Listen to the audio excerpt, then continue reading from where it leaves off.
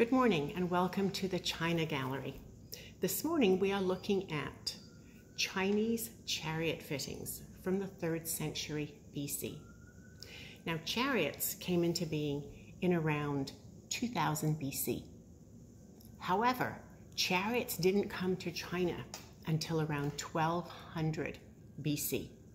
It's thought that one of the Shang kings married a Western princess, possibly from the Mediterranean, and as part of her dowry, which is what women would traditionally bring with them, either knowledge or preferably gold or silver, into their marriage, she brought the technology of chariots.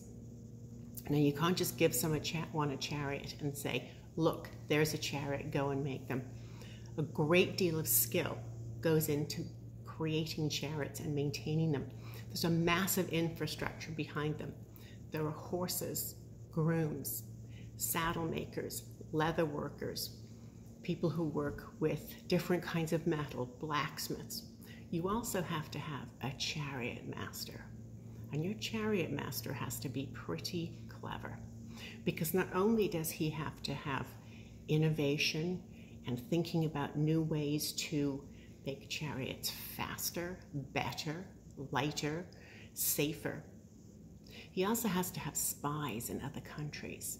So they are seeing what new technology is coming along and what China should learn from that and incorporate into their own chariots.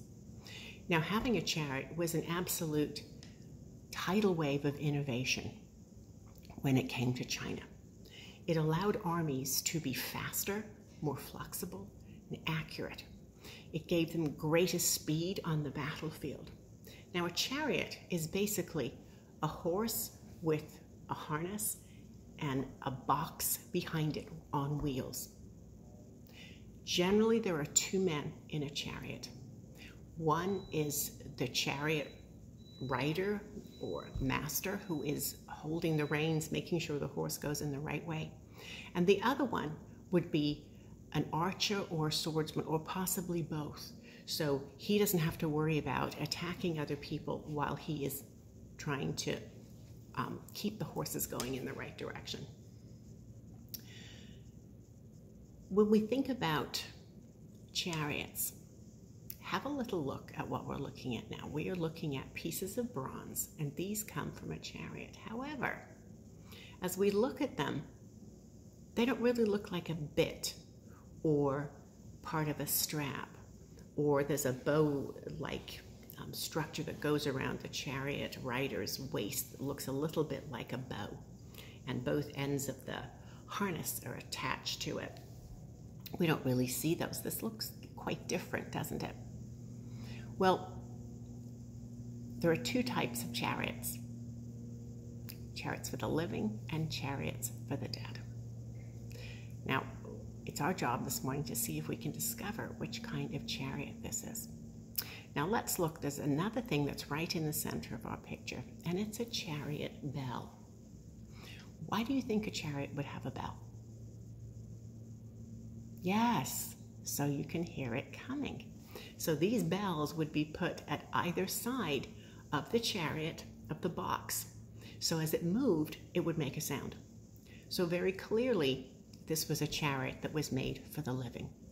Now these pieces of bronze we see would be things that would be attached to the chariot to make it look flashier, I guess, if you will. They're unnecessary, but they would be symbols of wealth, symbols of importance. Now these are basically bronze, so they don't have jewels in them, or they don't have gold on them. So it was probably someone who was an officer who was fairly well in the middle.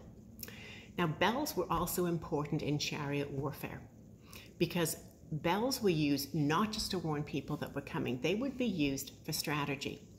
A larger bell would be used by a unit commander to get everyone's attention. Either we're going forward, we're retreating, we're going in a different direction, because battles are extremely loud and noisy.